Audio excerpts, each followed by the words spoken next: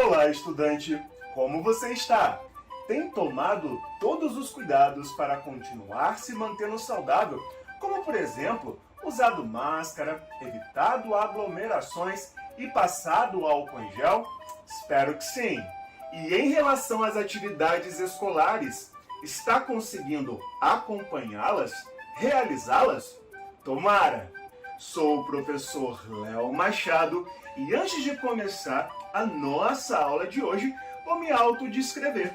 Sou preto, de pele parda, olhos castanhos, cabelos pretos, mais curtinhos na lateral e arrepiados para cima. Estou utilizando uma camisa preta, calça jeans e óculos. Estou sentado em uma cadeira gamer. No meu fundo, uma televisão compondo o cenário e do meu lado, um computador. Esse sou eu e vamos à aula de hoje. Ah, você já baixou o aplicativo Rio Educa em Casa? Você também pode acompanhar a aula por lá, além de ter acesso a outros conteúdos muito legais. E o mais bacana é que para você acessar o aplicativo nem precisa gastar da tua internet. Que demais isso, não é mesmo? Então já sabe, se você ainda não baixou, corre na loja de aplicativo do seu celular e baixe gratuitamente o aplicativo Rio Educa em Casa. O conto é um dos mais tradicionais gêneros literários e um dos mais lidos pelo público.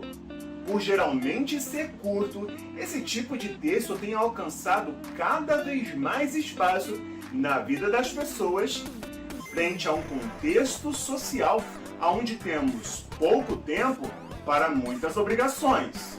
E dentro do conto existem algumas subdivisões, tais como contos fantásticos, de fada e de ficção científica. E em relação à estrutura, o gênero literário conto tem uma narrativa curta, que geralmente envolve apenas um conflito.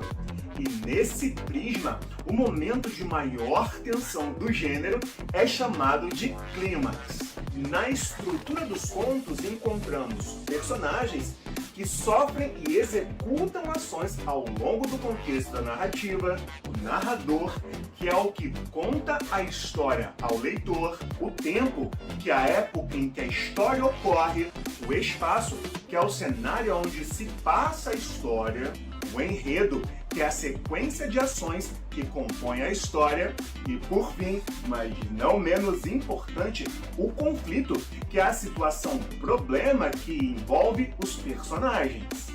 Esse gênero literário tem sua origem na necessidade humana de contar e ouvir histórias.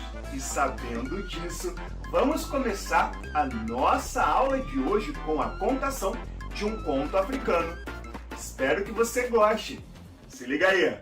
Conto africano, O Cachorro e a Língua dos Homens. Livros, Contos Folclóricos Africanos, volume 2. Tradução, Gabriel Naldi. Distribuição gratuita, Sesc. O cachorro Mibiwa e sua mãe eram os únicos habitantes de sua aldeia. Mibiwa era capaz de falar tanto com animais como com humanos. Você já é adulto e forte, disse um dia sua mãe. Está na hora de se casar. Vá e peça Eyalê, filha de Nijambo, em casamento. Irei amanhã, respondeu o cachorro. O dia escureceu e foram dormir. Logo, a madrugada veio e um novo dia começava a despontar. Chegou a hora de eu partir, disse Mibiwa. Amanhecia quando ele começou sua jornada. Percorreu cerca de 13 quilômetros e chegou ao seu destino antes do meio-dia. Foi à casa de Nijambo, pai de Eyalê. Lá foi cumprimentado pelo anfitrião e sua esposa. Olá, Mibiwa. Olá. Qual a razão de sua visita, meu amigo? Perguntou Nijambo. Vim para me casar com sua filha, Eyalê, respondeu o cão em linguagem humana. Nijambo consentiu e a mãe da garota também ficou satisfeita com a união. Chamaram a pretendida para saber o que ela pensava da proposta. Aceito de todo o meu coração, disse. A jovem era bela, tanto de rosto como de corpo, e todos estavam de acordo quanto ao casamento. Ao cair da noite, reuniram-se para jantar. Sem saber o motivo, o cachorro não conseguiu comer. O dia escureceu e foram dormir. Mibiu costumava acordar sempre 1 hora antes do amanhecer, mas naquele dia dormiu até mais tarde. A mãe da noiva disse à sua filha: "Prepare um pouco de água para que seu noivo lave o rosto quando acordar. Vou à plantação que fica na floresta buscar comida para ele, já que ainda não comeu nada desde que chegou." E acrescentou: "Peça aos criados que matem uma galinha para o almoço. E você, corte uma abóbora e faça um pudim de sobremesa." Entregou o prato com a abóbora para Eialê e saiu para a floresta. Nijambo a acompanhou, pois também tinha seus afazeres. A jovem sentou-se com o vasilhame de abóbora e começou a descascá-la. Jogava os pedaços de abóbora no chão e colocava as cascas em um prato. Mibiu acordou pouco tempo depois de os donos da casa terem saído. Levantou-se e foi procurar sua noiva. Ficou ao lado dela, observando-a descascar a abóbora. Em silêncio, notou que ela descartava o que era a parte boa e guardava as cascas em um prato. "Não é assim que se faz, mulher", disse linguagem humana. "Por que joga a parte boa no chão e guarda essas cascas inúteis?" Enquanto o cachorro falava, Eialê subitamente caiu no chão. Estava morta. Mibiu curvou-se para tentar levantá-la, mas foi inútil. Já não havia o que fazer. Pouco depois, o pai e a mãe da jovem retornaram de suas tarefas. Encontraram a filha morta e gritaram: "Mibiu, o que aconteceu?" "Não sei dizer", respondeu em linguagem canina. "Diga-nos o que houve", insistiram os pais. Mibiu então lhes falou na língua dos humanos: "Você, mulher, foi à floresta enquanto eu dormia, e você, homem, também saiu acompanhando sua esposa antes que eu acordasse. Quando me levantei, encontrei minha noiva descascando a abóbora. Ela jogava a parte boa no chão e guardava as cascas. Eu disse a ela que o que comemos são as partes que ela estava descartando, e não as cascas." Enquanto ele dava essa explicação, os dois também caíram ao chão, mortos, sem motivo aparente. Quando as pessoas da cidade souberam do caso, disseram: "O cachorro tem um poder para matar pessoas. Deve ser capturado e morto." Mibiu rapidamente fugiu pela floresta e voltou para a aldeia, onde vivia com sua mãe. Seu corpo estava cheio de cortes e arranhões causados pelos arbustos espinhosos que atravessara em sua fuga. "Mibiu, o que aconteceu? Por que está assim, tão esbaforido e todo machucado?" exclamou sua mãe ao vê-lo. Não vou contar, não direi mais nada." "Por favor, meu filho, conte-me", implorou sua mãe. Finalmente, Mibiu concordou e, usando a linguagem dos humanos, começou a explicar. "Contarei o que houve, minha mãe. Nijambo e sua esposa me aceitaram como genro e Eialê também gostou muito de mim. Enquanto eu dormia, o casal foi à floresta. Quando acordei, encontrei minha noiva descascando a abóbora, só que ela jogava a parte boa no chão e guardava as cascas. Então disse a ela que estava desperdiçando a parte boa, e ela morreu de repente. Enquanto falava com sua mãe, ela também caiu morta ao chão. As notícias de seu falecimento chegaram até a cidade do tio de Mibiu, e muitas pessoas vieram para o funeral. "Mibiu, o que aconteceu?" perguntou seu tio. O cachorro não respondeu, apenas disse: "Não." Imploraram por uma explicação. "Por favor, conte-nos o que houve." Não falarei mais nada", respondeu Mibiu. Como insistiram muito, Mibiwa concordou em falar com 2 deles. Pediu que o restante ficasse onde estava e observassem a conversa de longe. Então falou com os 2 usando o mesmo idioma que usara com sua mãe, e da mesma forma, ambos caíram fulminados.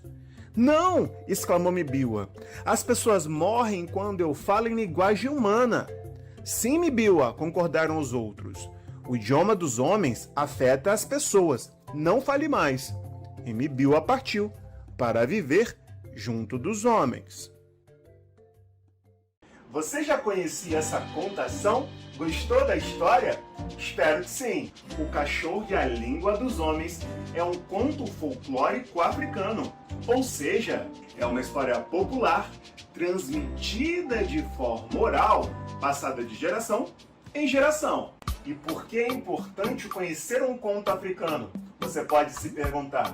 A África é considerada o berço da humanidade, com teses que indicam que o homem teria surgido no continente africano há mais de 2 milhões de anos atrás.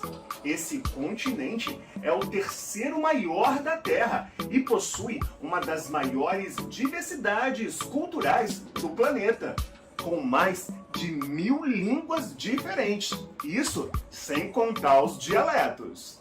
É chamada de Mãe África por ter uma estreita ligação com a história, não apenas mundial, mas também do Brasil. Como herança do período escravocrata, nosso país tem, segundo o IBGE, cerca de 60% da população que se autodeclara negra, ou seja, mais da metade. Por sua vez, segundo a pesquisa do Instituto Rio 21, baseada no Censo Escolar de 2020, aponta que na rede de escolas públicas municipais cariocas, quase 45% são negros, pretos e pardos, e cerca de 22% se autodeclaram brancos.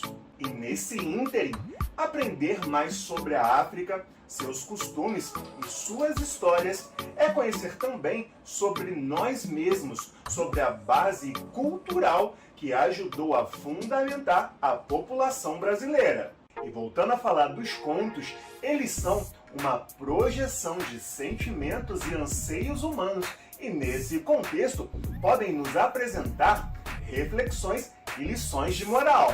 No conto O Cachorro e a Língua dos Homens, por exemplo, vimos que a comunicação é um fator essencial para a vida em sociedade. A narrativa apresenta um cachorro que conseguia falar a língua dos homens, mas que ao fazê-lo, um preço era cobrado. Ou seja, quem escutava esse dialeto acabava morrendo.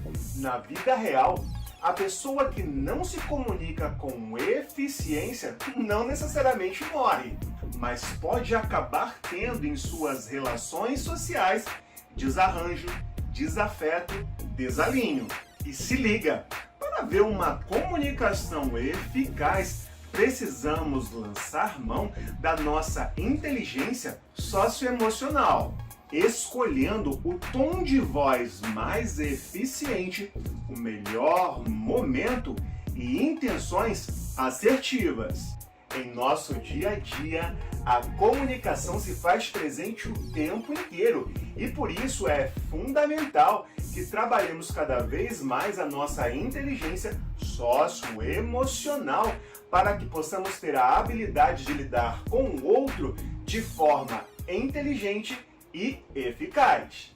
Se liga, seja paciente e busque ter ações gentis com as pessoas. Vivemos tempos difíceis em meio a essa pandemia e muita gente está emocionalmente doente. E nesse contexto, tuas ações de gentileza podem ajudar a fazer parte da cura do coletivo. Bem, vamos chegando ao final da aula de hoje. Espero que você tenha gostado. Foi muito bom estar com você. Continue estudando e se protegendo. E não deixe de acessar a sala de leitura e o Rio Educopédia no aplicativo Rio Educa em Casa. Um grande abraço, nos vemos na próxima aula. Fui!